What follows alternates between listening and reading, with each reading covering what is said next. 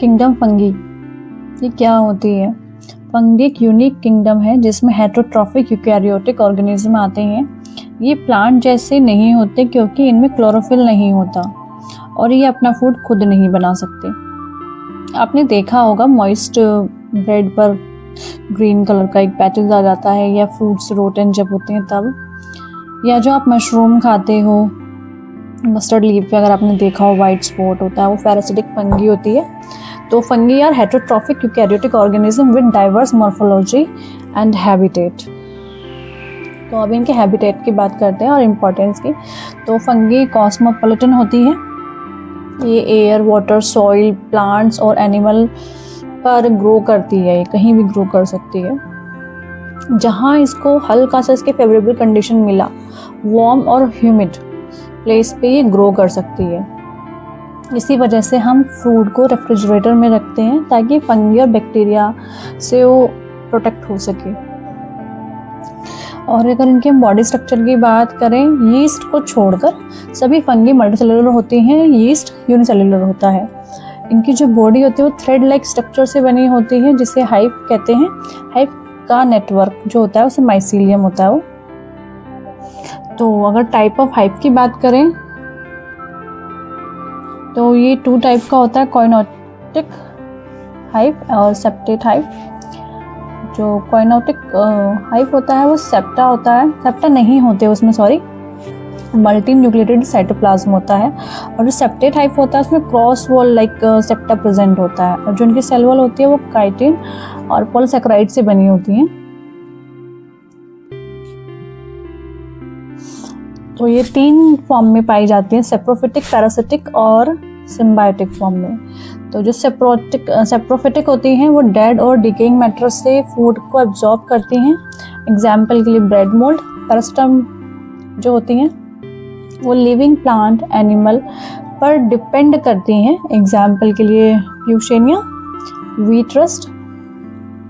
Symbiotic तो वो lichen होते हैं, लाइकेन जो होते हैं वो फंगी और एल्गी का कॉम्बिनेशन होते हैं। इसका एग्जाम्पल है माइकोराइजिया, ये फंगी प्लस प्लांट की रूट पे ग्रोथ होता है। माइकोराइजिया जो होते हैं वो कॉम्बिनेशन है फंगी और प्लांट रूट का।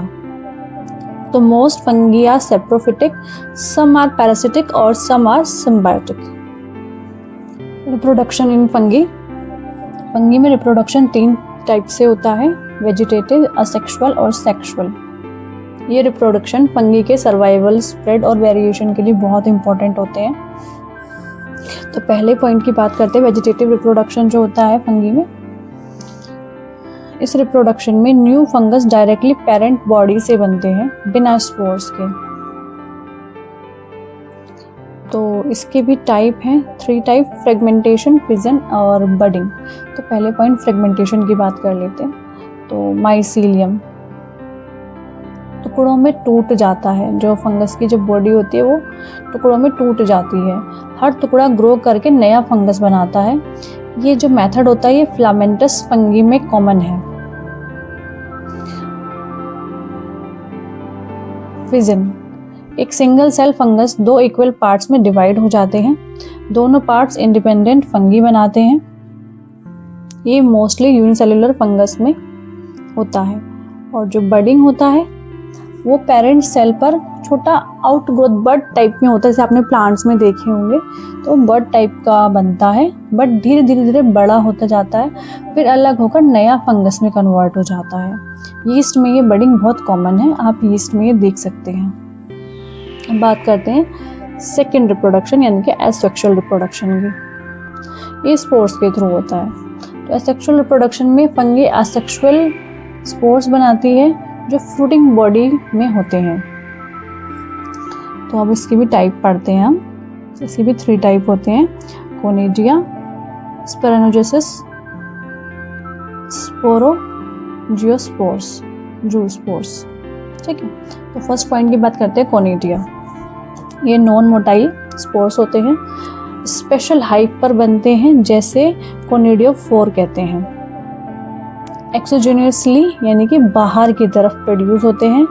इसका एग्जाम्पल है एस्परजिलस, पेनिसिलियम,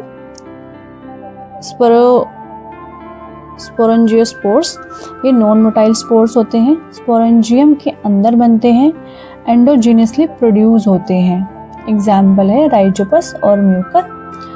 जूस्पोर, ये मोटाइल स्पोर्स होते हैं, फ्लैजिला प्रेजेंट होते हैं, मोस्टली एक्वेटिक फंगी में पाए जाते हैं। अब बात करते हैं थर्ड सेक्सुअल रिप्रोडक्शन की। तो इसके भी टाइप हैं, ये इसके 3 टाइप हैं, oospore, ascospore और basidiospore। तो पहले बात करते हैं सेक्सुअल रिप्रोडक्शन क्या होता है। सेक्सुअल रिप्रोडक्शन में 2 कंपैटिबल फंगी के बीच में फ्यूजन होता है, जिससे जेनेटिक वेरिएशन आती हैं। ये स्पोर्स फ्रूटिंग बॉडी में बनते हैं। एस्कोकार्प जो होता है वो एस्कोस्पोर्स बनता है, और बेसिडियोकार्प जो होता है वो बेसिडियोस्पोर्स बनता है। तो इम्पॉर्टेंट ये जो फ्रूटिंग बॉडी है वो स्पोर प्रोड्यूसिंग स्ट्रक्चर है। और अब बात करते हैं सेक्सुअल साइकिल इन फंगी। ये 3 स्टेप में होती है, प्लाज्मोगैमी, कैरियोगैमी और मियोसिस।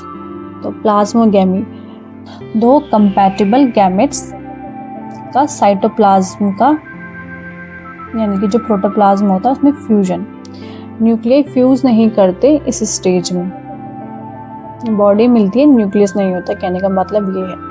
कैरियोगैमी 2 न्यूक्लियाई का फ्यूजन होता है, डिप्लॉइड जाइगोट बनते हैं, मतलब कि न्यूक्लियाई में मिल जाते हैं। मियोसिस, जाइगोट में मियोसिस होता है, रिजल्ट में हैप्लॉइड स्पोर बनते हैं। ये स्पोर जर्मिनेट करके नया फंगस बनाते हैं। अब बात करते हैं डाइकैरियोटिक स्टेज की। पहले हमने बात करी थी डाइकैरियोटिक स्टेज जो होती है, ये मोस्ट कंफ्यूजिंग है बट स्कोरिंग है।